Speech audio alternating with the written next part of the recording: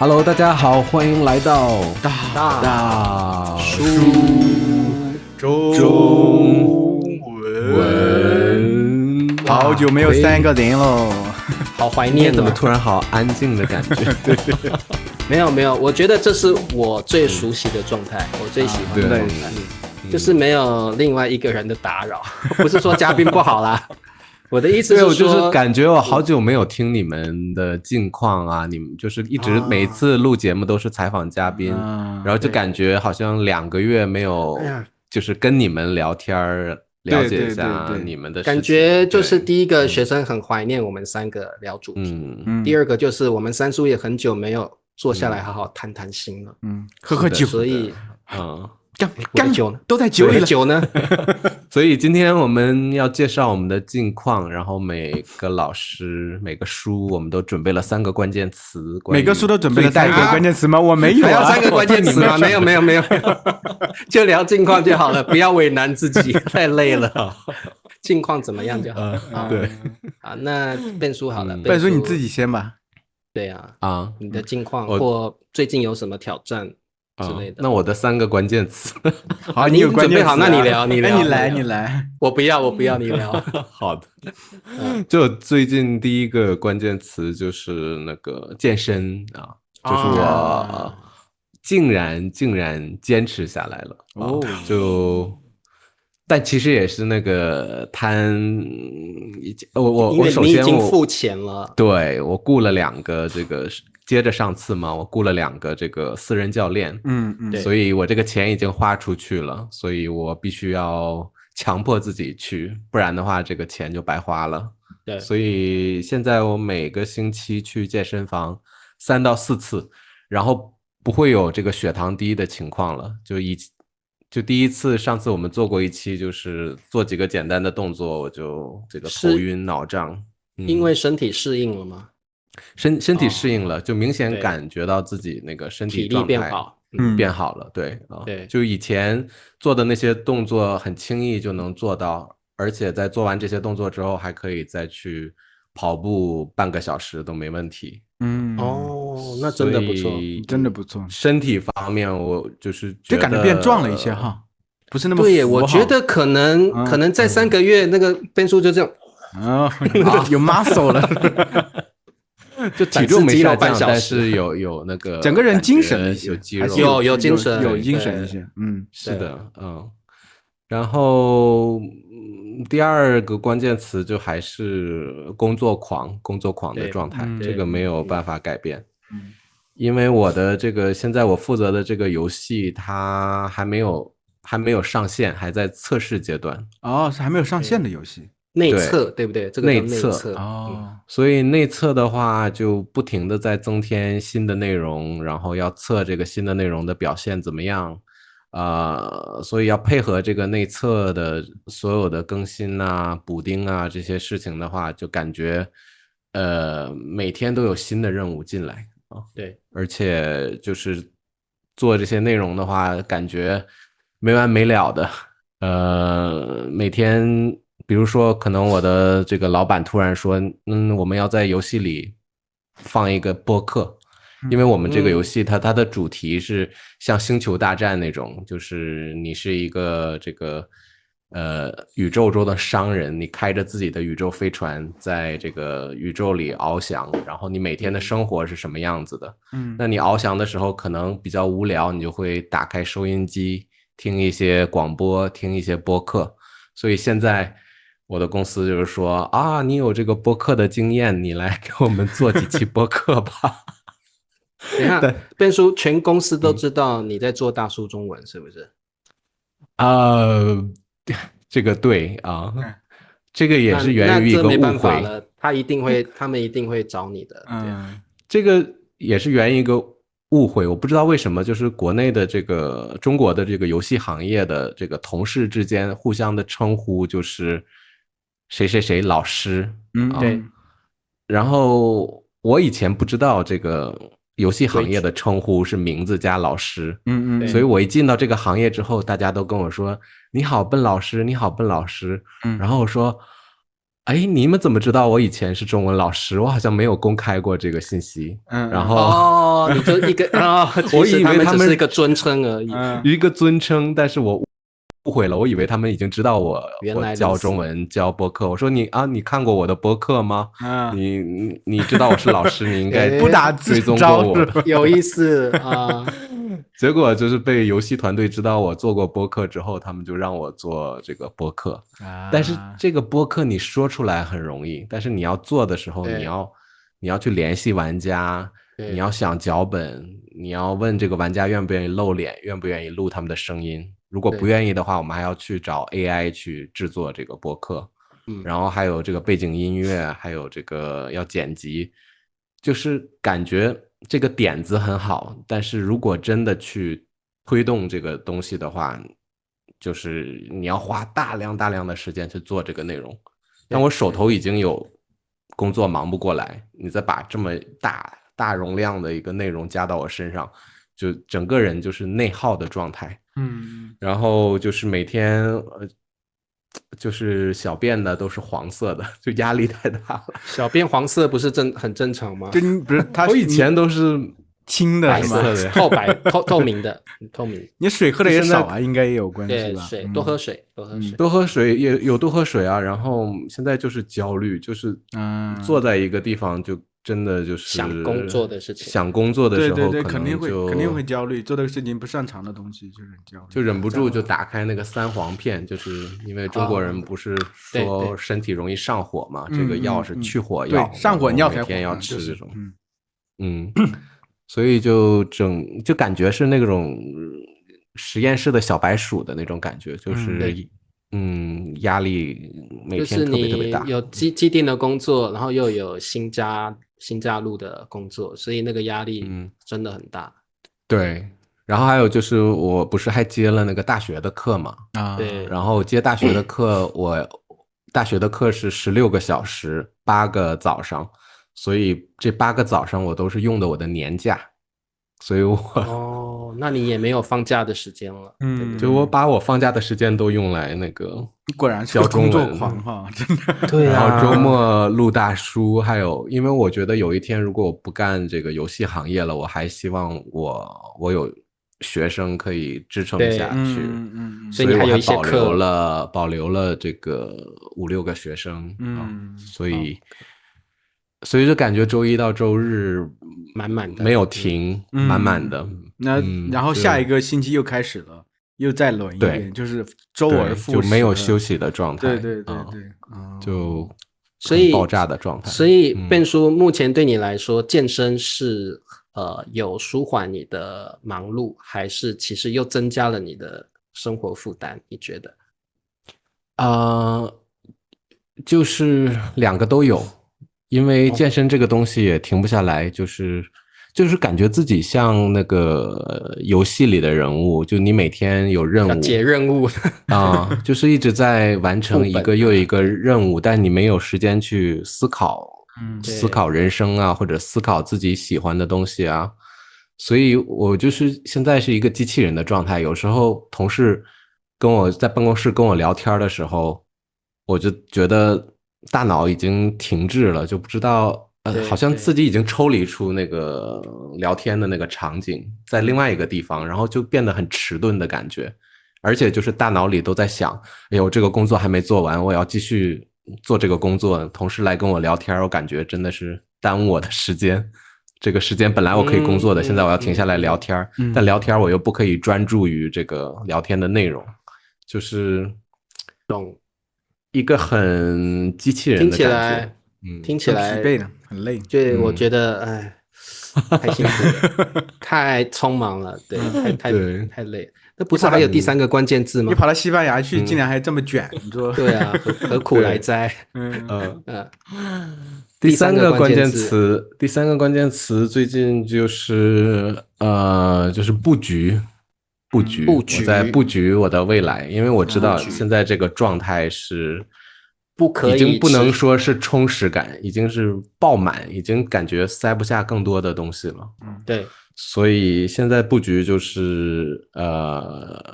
因为我做这个工作的目的其实就是为了在这边买房子，所以就是要赶紧把这个就是首付的钱凑够了，然后如果我要买房子，我要从银行贷款，那贷款的话还是你要有一定的首付的钱才可以把这个房子买下来。所以我可能就是要想办法把国内的一些钱合法的转到这个西班牙。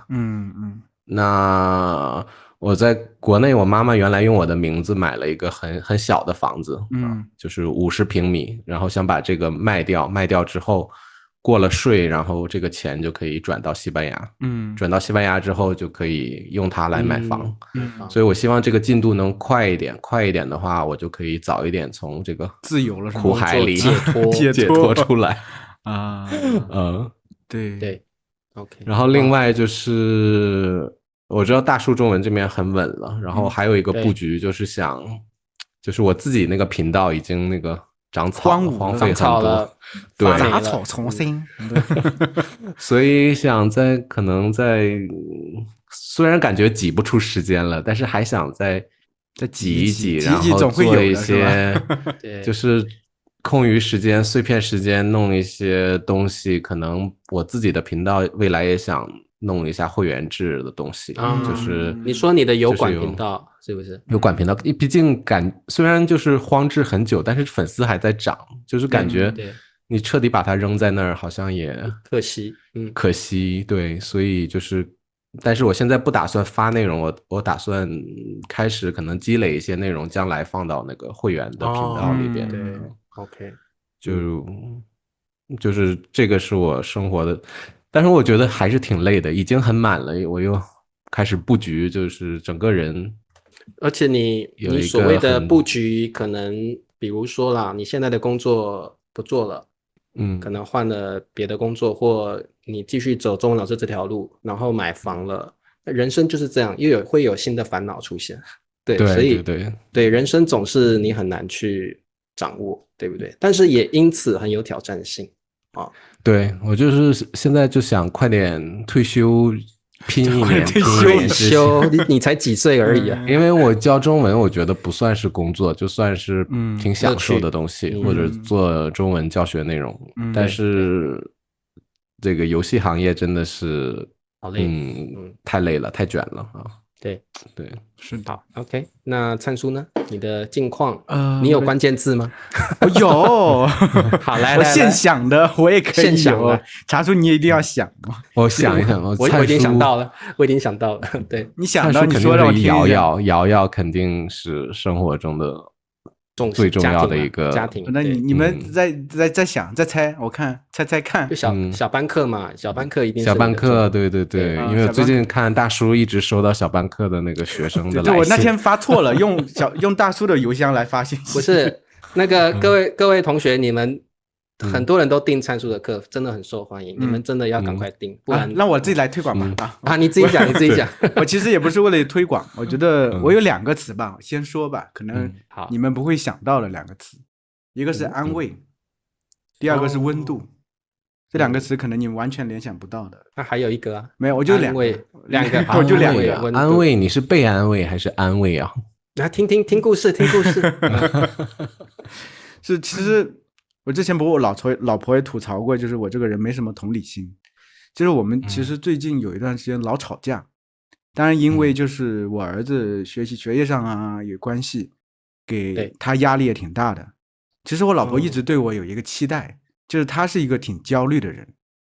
就家族甚至有点遗传的，然后在成长过程中也父母的影响也很大，给他有很多的，是一个很焦虑的人。我其实相对是一个比较想得开的人一点，就是很多事情容易放过自己，不是那么内耗的人，喜欢往前看。但当然他其实希望我就是能带给他更多的这个轻松愉悦的这种状态，放松这种状态，这其实是能想清楚的。他一直这样和我说，但是我自己也有一个自己的毛病，就是我有时候面对比如说他状态起来了不开心的时候，我本能上我会想后退，往后退，然后就是所以他他越是这个样子，我有时候会表现的唯唯诺诺、怯怯的，我不知道该怎么办。还是说你自己跑到另外一个房间？我不会完全跑，我其实是我心里是想安慰他，但是其实我觉得他不需要我那种，就是说我站在你身边啊，同情你啊，他不是需要这些东西，甚至不是需要我帮他理解这些东西，而是他其实希望我能把我的一些轻松的这种，就是能想开一些这种状态带给他，让他其实能尽快从那种比较焦虑的漩涡里出来。所以我有时候可能会想着我怎么去安慰他，他的问题抛出来了，我其实觉得我自己做不到，但是我也觉得我应该去做。所以这个状态会有一点拉扯，到最后让他反倒越来越不舒服。到最后是这个样子，就那天我们俩就是白天吵完架之后，晚上睡觉的时候，瑶瑶睡了之后，我们两个继续聊了。后来的时候，他说他其实只是想安慰，就是说你能抱抱我，安慰一下我，让给我一点轻松的力量。其实他说我能面对这些事情，其实我自己会想办法。你也就是我说我可能有时候害怕，就是我当然在自己做工作的时候有很多能量，也很多办法，但是我觉得有时候瑶瑶这些学业上我其实没有什么办法，可能我自己一方面我会觉得这是他操心比较多的事情，我想抽离，另外一方面我会觉得自己可能也做不了那么多，所以有一个拉扯和矛盾。但另外一方面我会觉得纯粹只是安慰他，我好像做不来。我在那个当下突然反应过来一个事情，就是说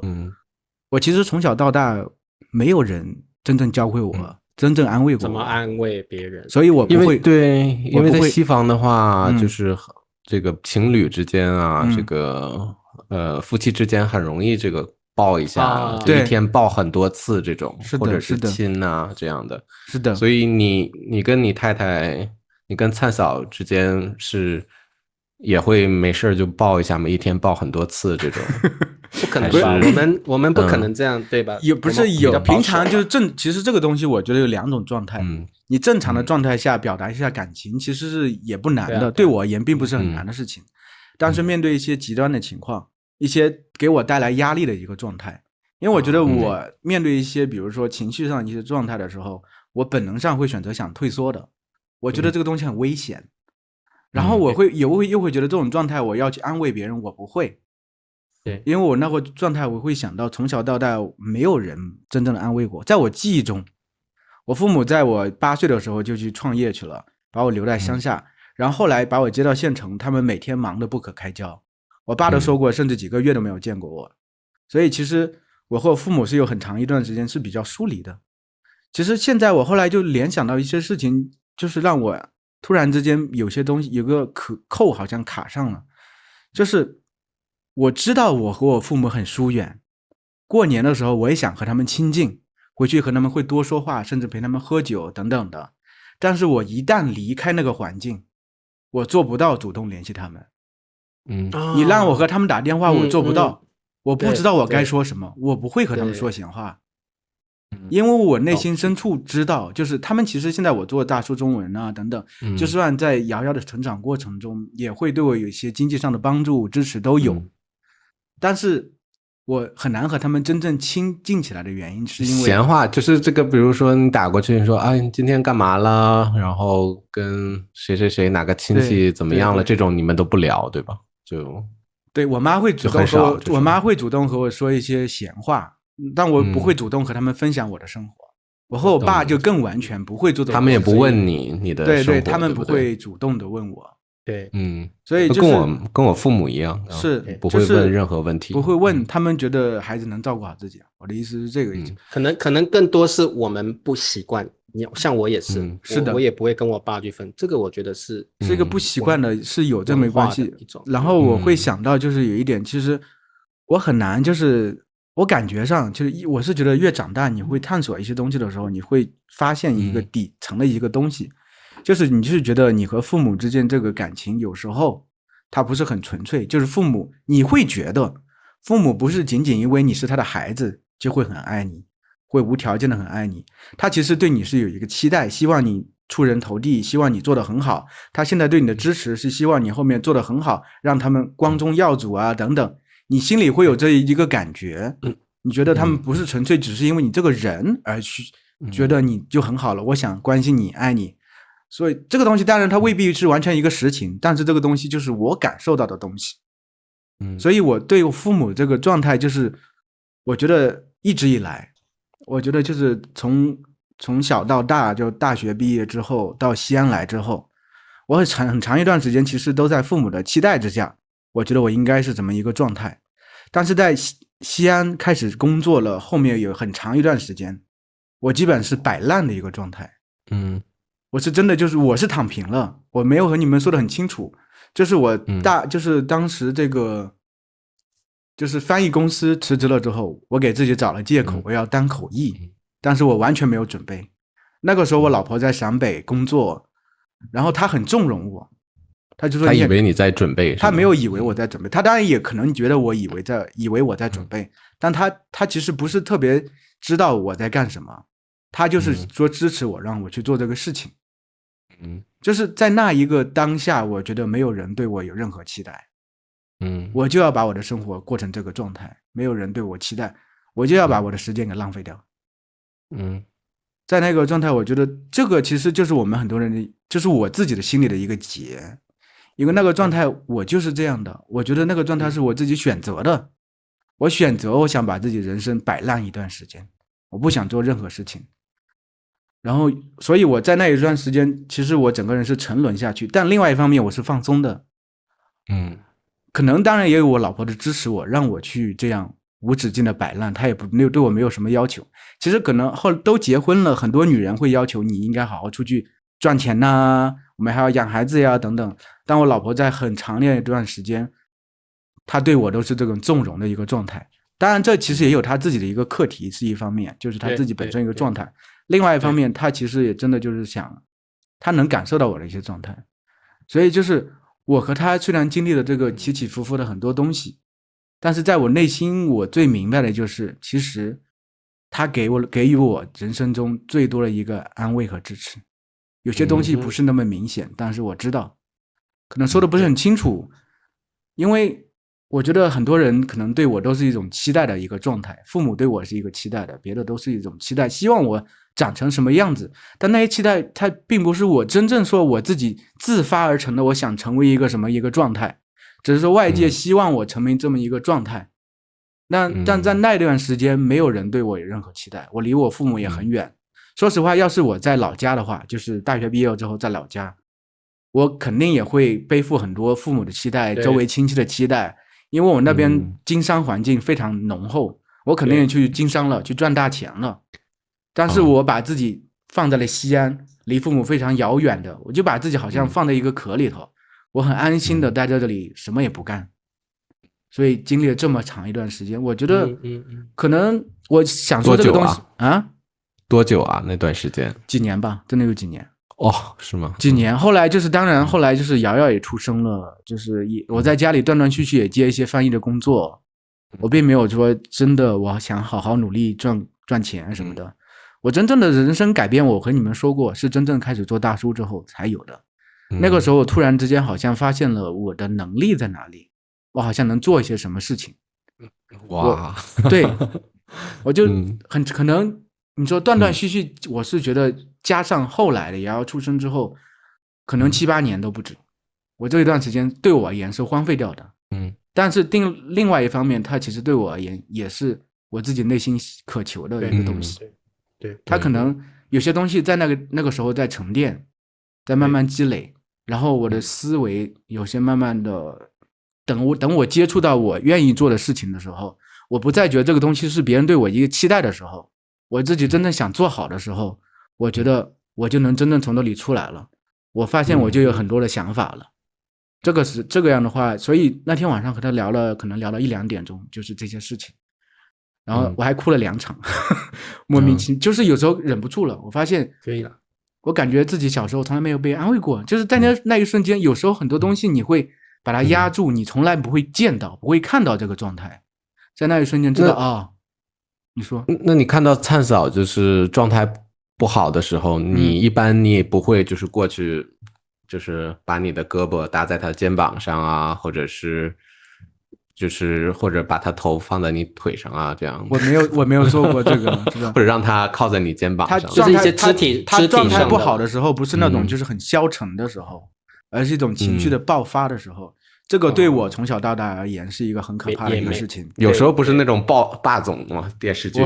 哎，来，别这么想，那是电视剧。对。但所以我是觉得，其实他希望我是真的能把他从那里处理出来的，对，抽离出来的。他其实可能也希望我像你说的这么描述的这样去做。但是我可能一直以来内心深处有这个结，我没法跨过那个坎。现在其实和他聊之后，我觉得是现在我也在调整的一个状态，就是希望我。因为瑶瑶其实有时候相对也是和他比较像，他们两个更敏感一些，所以可能我有时候更多会愿意就是希望通过我的怎么安慰，我有时候会和他们开玩笑的，通过一些方式让他们从这个状态出来，就看到一些状态，就是说其实这个事情不是很大的一个事情，不是让他不是，其实有点像转移注意力了，但他们那个时候需要转移注意力，需要通过我给他们一些开心的一个状态。然后现在我也知道，有时候也让瑶瑶去做一个事情，就比如妈妈生气了、不开心的时候，你过去从背后一搂，你妈就好了。对，是的，这个时候我老婆感受到孩子真的是在乎她的，因为当妈妈的很多时候会担心孩子，因为自己情绪不好怪孩子了，孩子反倒会怪妈妈这种状态。瑶瑶一过去抱他妈妈，他们妈妈心就软了。对，然后我再开玩笑，再说话，大家这就过去了，就烟消云散了。有时候很多时候我可能是理性的时候思考比较多，应该怎么去解决，帮你解决各种问题。这种理性的思考就是我不愿意跳出自己的一个舒适圈去做一个调整。不需要了。对，我的舒适圈就是我用理性的东西去驱动你去调整这个状态，而不是感情的这个去做。这个是我的一个需要做的一个事情。对，我心情不好的时候肯定不想听一些理性的东西，给我分析，好像给我上课一样的感觉。有时候就是真的孩子抱一下，真的妈妈的心是很软的。我们之前分析过嘛，我的性格和你俩不一样，而且我其实我不知道，因为所以说一开始为什么说是安慰，我从来没有人在我比如说很心情孤单的时候、郁闷的时候、难过的时候，别人安慰过我。那个时候我父母从小把我放奶奶家了1年，我奶奶又是个很严厉的人，然后到城里了，他们又是每天忙于厂里的事情。那个时候我妈每天要给10几个人做饭，我爸每天要出去应酬，去跑各种地。那个时候你要跑各种单位去拉些赞助呀，看有人没人要你的东西啊等等，每天都忙得不可开交。我那个时候其实我就像厂里的那些做木工的那些小孩，做油漆那些小孩一样，我会和他们一起吃饭，然后他们有吃夜宵的时候，我也混着他们那个一起吃饭，然后吃饭的时候很快，打仗一样，你吃慢点没有菜了。所以这个状态其实我的情绪、我的想法是不是那么重要的？所以是从那个时候开始，我是变成很内向的一个人。我其实是一个艺人，但是我那个时候感觉自己已经感觉特别像一个 I 人。我不需要我没有任何动力出去探索做任何事情。我把自己封闭起来。我和我父母也是从那个时候开始，慢慢就很难有亲近的感觉。小时候我相信是有。这个其实也是我的一个结吧，就有时候比如说我要写一个故事，现在最近我还写了一个大纲，其实就是写我那段小时候的一个岁月。当然我会因为那段时间很难过，我会加入很多想象的幻想的元素。我觉得这个最终都是指向我自己，希望我能最终把自己从这里过去的自己完全抽离出来，脱离出来，填补好。对，所以这个东西就是说多了这个3个大叔以前都是3个不开心的小孩，可以体会了。我们很多人从小都没有学习过安慰这个人生课题，甚至从小到大没有人实际上安慰过我们。有时候有些人是结婚后，或者到了某个年纪之后才开始知道安慰的技巧，还在学习。是的，然后也发现自己不会。是的，对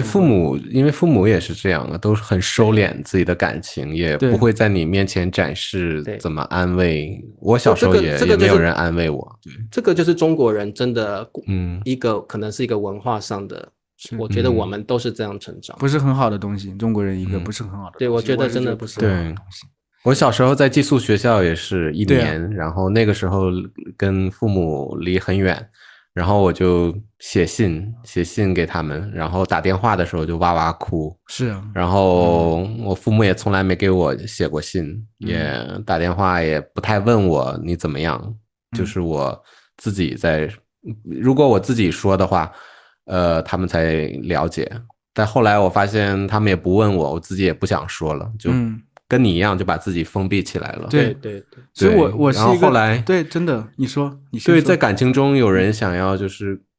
跟你亲昵的话，或者是你很会去抗拒。对，我就是不适应，是的真的不适应。因为特别在西方的话，交朋友可能感情中特别多的肢体语言，或者是特别希望你一直说我爱你啊，或者是是的，就是过来去抱你亲你啊。因为我自己不习惯，比较抗拒这些，我以前没有得到过这些，所以是的，有时候会觉得哎太黏了这样的感觉。是的，是的，有啊有啊。我和你一样，就是虽然说我们俩性格不一样，但这方面其实是一样的。我老婆是她需要比较多的肢体接触，给她安全感。但我会觉得这些东西我很难，有时候很难给到，因为我觉得像你说的，我不习惯这些东西，很奇怪。而且就是我是一个特别，你要让我去往里看到自己一些不舒服的地方，我会很抗拒，很不舒服。我不愿意去面对，因为我老婆不是之前学过心理学，她给人做鼓励咨询什么的。有一天她说我给你做个鼓励咨询看一下，就随便聊几句。那天我就坐在那块儿，然后她给我随便说了一下。我一开始抗拒，我说我童年挺好的呀，没有什么，我很平平常常的一个童年，我觉得一路过来也很正常的，我没有什么特别不开心的事情。我也不像有些人有什么创伤啊等等，没有这个状态。因为这些东西其实说实话是都被我掩埋了，我是这样想，藏起来，压抑住了。然后他给我说的时候，然后他说让我回想一下过去那个画面。我当时莫名其妙就想起来一个人，因为我说过好多次了，就是坐中巴车的时候，因为我父母在县城，我周末去看他们，我自己一个人坐中巴车去到县城，然后星期天的时候再自己一个人坐回来。那个时候没有座位，只有坐在那个发动机的盖上。对，就是那个时候突然之间就控制不住，就泪流满面，哭了。对，就真的就是这个样子，就是那个状态是你在很长一段时间都压住了。对对对，你再回想一下，因为我那个时候的年纪就是和我儿子现在这么大，这个时候其实说实话对父母的需求还是挺大的，说实话。对啊对啊，还是年纪还是挺小的，但你那个时候就不得不去面对这些东西。比如说我一到暑假的时候，也就是整个小学阶段暑假的时候都是在乡下和我奶奶2个人度过的。我那个时候很奇怪，就是在河的对面就是我外婆家，我的一些表哥，我在小点的时候会和他们玩，但是他们暑假的时候有时候在外婆家的时候会过来叫我，让我和他们去玩，我拒绝了，我不愿意去。我不知道为什么，我可能抗拒去和你们亲近，我让自己一个人在这个孤独的状态里一直待着。然后不是享受，其实我就不是享受，就是他摆烂，孤独摆烂。对，就是那个时候，比如说夏天的时候，我就一个人，我会去游泳，但是说实话，就是我又很害怕去探索比较深的地方。你像那村里的小孩，他们很勇敢去游比较深的地方，成群结队的去游，那个那个桥上很高跳下去，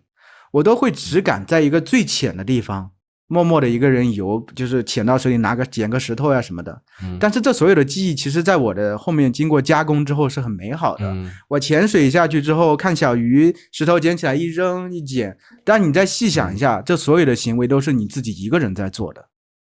一整个夏天你都是一个人做这些事情。就是本质是孤单的，但是你把回忆包装得很美好。对的对的，让自己好过。是的是的，所以我觉得真的有时候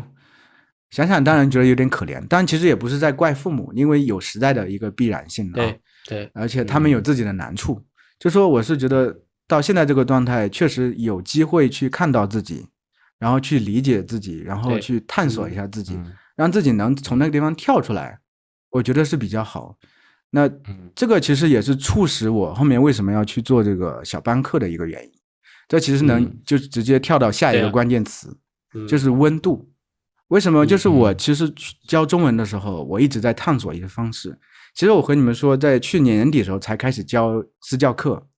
然后今年我决定招一个小班课的原因是，我觉得我也有危机感。我觉得中文老师这个职业很不稳定，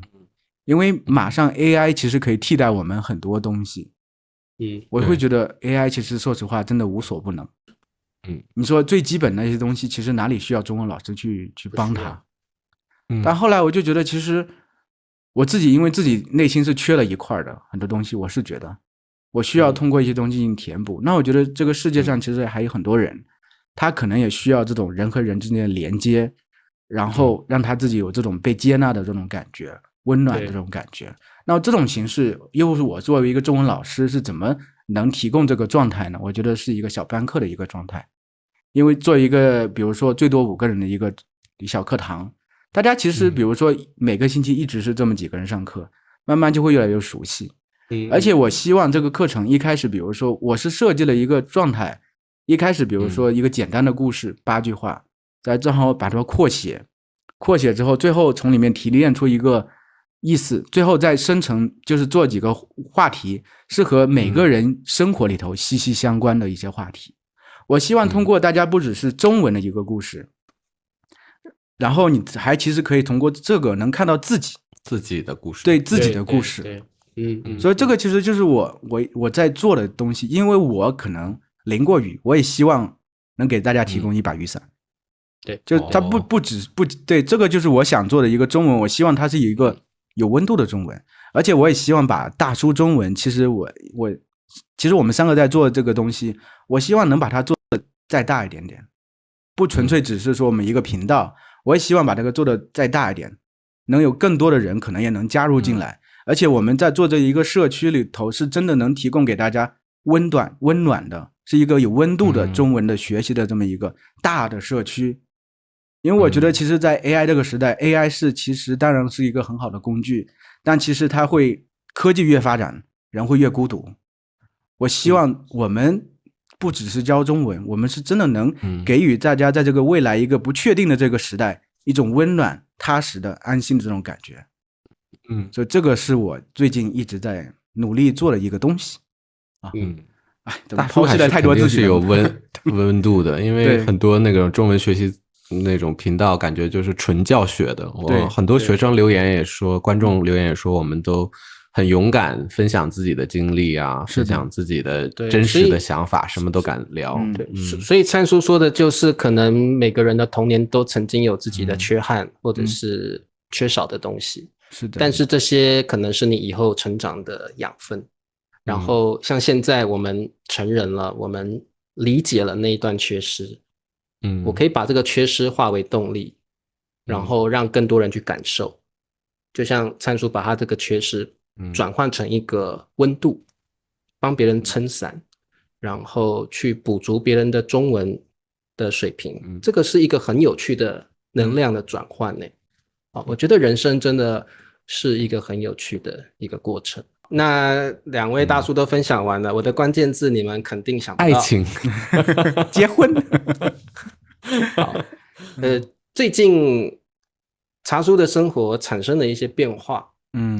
那就是除了我既定的像志愿者那些工作，上课大叔的工作之外，我觉得我要给自己一个挑战。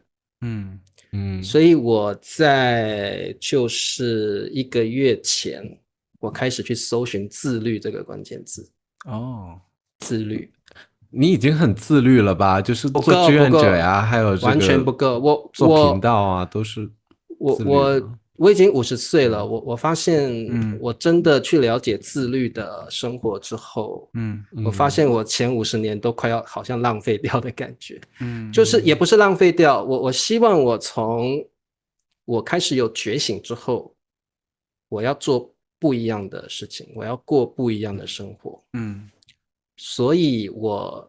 1个月前我推掉了一些课，自己的一些上的课都推掉了。我要让自己知道钱对我来说已经不再重要了。我现在只留下2个小班课。只有2个小班课了。只有2，其他我都推掉了。然后大叔中文的工作这些都当然还保留。然后我1个月前开始过自律生活。比如呢，什么样哪些方面？非常严格的自律生活，就是我每天5点半起床，我已经这样持续1个月了。每天5点半起床，然后开始运动，运动到8点半，当然中间包括吃早餐那些杂事，差不多2个小时的锻炼时间。对，我5点半起床，然后开始运动。这个运动也是上网去查的，就是包括我一开始是做比较容易达成的工作，因为我希望这个运动量是我现在身体能负荷的。第二个是它容易达到的目标，所以我会运动到包括在家里之后出去在公园，我会运动到8点半到9点左右。我现在已经这样1个月了，每天的是吗？下雨坚持，风雨无阻，下雨也是，下雨我就穿着雨衣就去了，然后9点到这个11点半左右是我上课或我工作的时间，可能要做大数中文的东西或什么的，然后接下来就是吃午餐，吃午餐前我会做一些简单的运动。就我放了很多运动的成分在我的自律计划里面。对，感觉好多运动呀。然后吃完饭之后，大概就走路散步个大概半小时之后，再午睡一个半小时，然后一定要起床，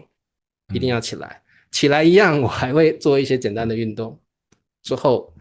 2点到基本上到4点是我的工作时间。对，我会做一些教案或什么的教材。然后我一定呢，这个4点的时候拉着我哥去公园运动。一天运动，因为我哥才起床。你哥才起床？我哥都是在中午1、2点才起床。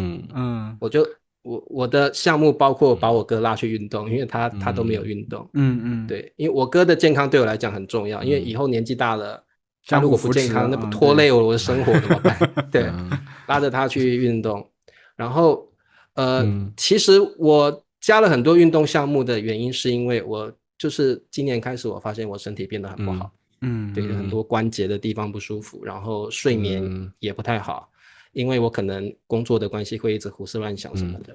然后再来我觉得今年开始我要告诉自己钱不再重要了，够用就好了。所以我对钱现在欲望已经压到最低了，因为我觉得我目前赚的就够用就好了。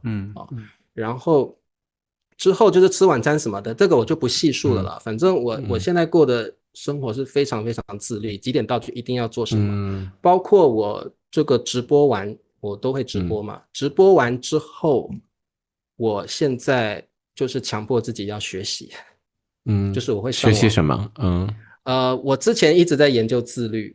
的一些关键词跟做法，然后现在就是我不能让我的英文落掉嘛，所以我现在在找一些我比较有兴趣，像那个 What If， 就是他会讲一些科技的那个星球啊 ，What If 星球爆炸了，或你现在如果在冥王星你会怎么样？那种我觉得我很感兴趣，所以我每天都会看个半小时左右的那样的一个视频，然后我觉得我有学到东西，内容又是我喜欢的。然后还包括可能我会看一些美国的脱口秀，最近大家都在那个讽刺川普嘛，我看得很爽啊，所以一边学英文一边爽，然后又了解关税的一些事情。好，那可能慢慢的我也就是有学习到东西，所以我放了一个学习的一个清单在里面。然后这个自律计划里面还包括1个礼拜一定要认识一个你从来没有见过的人。那这个时候我们大叔中文就发挥作用，我们现在每个礼拜都有访问嘉宾嘛，所以我等于就是认识了一个嘉宾，都是我们不认识的人，对，所以我认识了一个新的人，然后我也会觉得很有趣，所以我很喜欢，其实我个人很喜欢访问这个环节，对，然后最后就是这个我必须要说的就是我加了瑜伽，因为我有试过那个俊老师介绍的8段锦，我觉得对我来讲我没有兴趣。因为他有些动作就是太慢。我希望找到一个能够让我，因为我有这个关节筋骨的问题，我希望能够让我舒展筋骨的运动，强度又不会太强，又容易达成。那我后来试了很多，比如说甩手功啊、拍打功啊、这个8段锦啊等太极拳啊，我都试过了。后来我发现瑜伽是最适合我的。瑜伽真的是很棒的动作。因为我现在就是规定自己做2套瑜伽，大概将近40分钟，然后接下来的20分钟我会一个叫我们台湾这个很流行叫超慢跑，就是你在原地做一个高速度的一个慢跑，然后我就会1小时做这个东西。那我必须说瑜伽的功用非常大，为什么？因为我本来有失眠的问题，但是我自从做瑜伽之后完全没有这个问题，而且做瑜伽真的很神奇，就是我做瑜伽的第1天，除了失眠的问题改善之后，有一个很神奇的，因为瑜伽有些就是筋骨你要把它放柔软一点，对不对？我发现我睡觉的时候身体会自动的想要去做一些很奇怪的柔软的动作，很自动，而且是完全不耗我能量或思考的。就是我的身体好像变得有意识，就是他知道你想要改变了。可能我这样讲很玄，但是这是真实发生的事情。我觉得我这样做了，大概我做瑜伽的第1天，身体就很有感，也给我很大的反馈的感觉。我觉得我身体那几天都在自我疗愈，然后就是晚上会自己会想要放松，是不自觉的。我可能这样讲你们觉得很玄，但是真的发生了。然后我以前就是我这个右手关节出问题，我大概举到这里就不行了，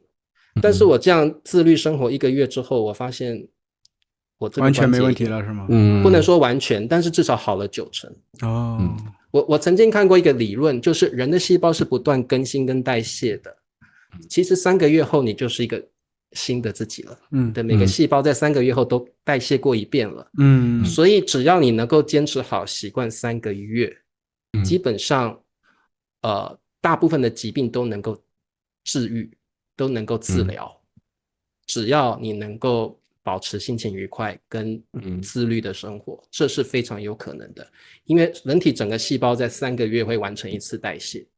然后这1个月我已经相信这个理论了。但是自律是很难的，就像我就是最近在学习，我看那个自律的视频，他就告诉我们大部分的人是这个多巴胺的信徒。多巴胺就是比如说Ben叔很喜欢喝可乐，吃碳水啊都是多巴胺的这喝了就好爽啊，就是对，这个是多巴胺给你的快感，所以你会忍不住看到甜的会想吃，但是多巴胺通常带来的是不好的习惯。另外一个激素叫做内啡肽。对，内啡肽就是比如说你跑马拉松，你坚持下来了，当你跑到3/4的时候，体内这个产生了内啡肽，它会给你一种快感，但是这个快感是你在完成了某些困难的事情之后给你的成就感跟愉悦感。所以自律很重要的条件就是如何在自律生活中获得内啡肽，而不是用多巴胺控制你的生活。所以我现在就觉得说自律就是你只要坚持了那段时间，再配合习惯，哇，我觉得自律的生活就这样养成了。我现在真的就坚持了1个月，然后当然我刚刚说的计划里也要包括我去做志愿者的时间，所以可能不是那么完美，但是我会坚持运动，是因为我现在选择的运动都是比较轻量，符合我现在体能跟我的这个柔软度的，所以很容易达成之外，我觉得运动就是刺激我去身体产生内啡肽很好的方法。因为我以前都很讨厌运动，可能运动了2-3分钟我就不做了，但是我现在发现 OK 我只要坚持下来我就可以把它完成。所以我觉得我现在运动的成分为什么这么多，其实我在训练自己坚持的能力。对，所以我现在的生活已经非常非常规律了，而且我不觉得我在浪费时间。然后我每天晚上就是10点半开始要睡觉，然后但是我10点半到就是这段时间我会开始做瑜伽，对，瑜伽跟超慢跑。对，超慢跑我不一定会做，因为跑太多会伤膝盖。对，确实是。但是我瑜伽我一定会做，因为那个对睡眠的帮助太大了。而且真的会，瑜伽不只是柔软度跟改善失眠，最主要的是它可以沉淀你一天的思虑。你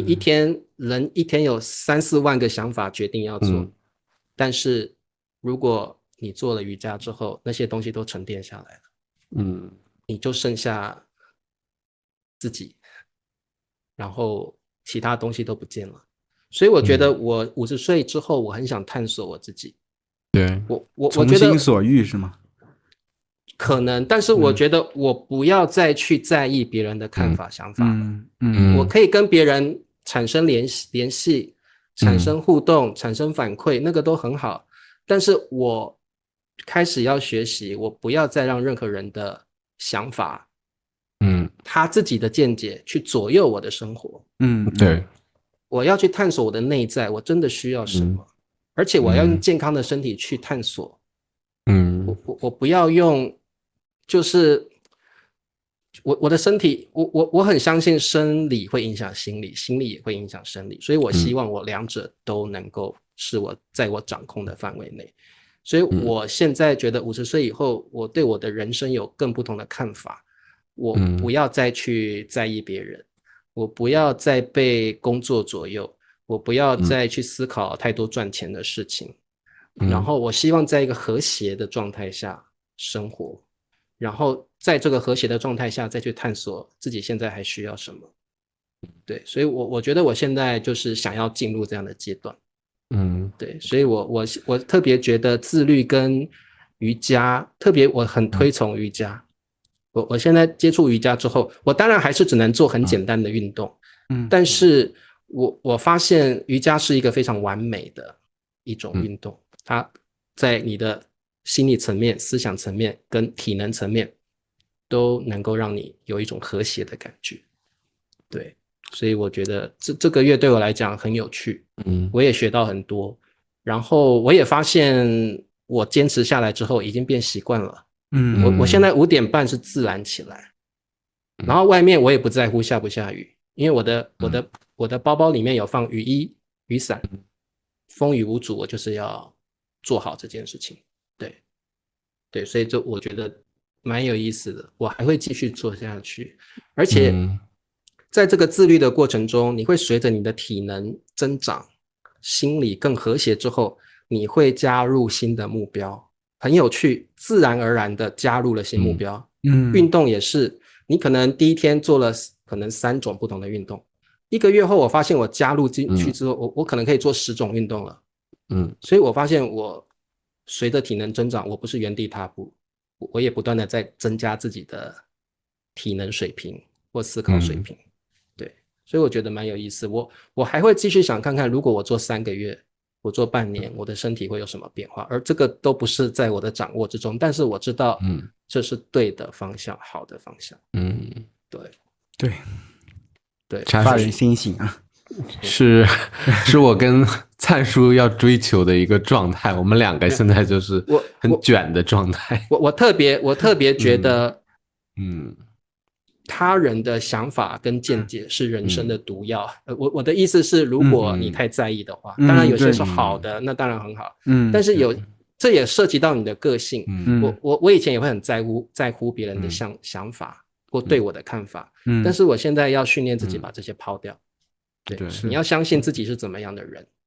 对 ，OK， 所以今天这一集我觉得很深入。对，我觉得哇。好久没有这么深入了，真的。我们3个聊，这才是最棒的啦。那嘉宾都退掉，都退掉。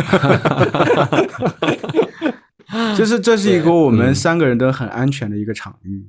就是可以把我们也怎么想我们也很愿意的分享我们的东西。对。好，那希望今天的节目大家也会有一些共鸣，也喜欢啊。那如果喜欢我们这样聊，下面留言啊，我们会努力的催更，我们就赶紧，我们就来了。对啊，多订阅啊。好，那我们就下一期再见喽，拜拜。好的，拜拜。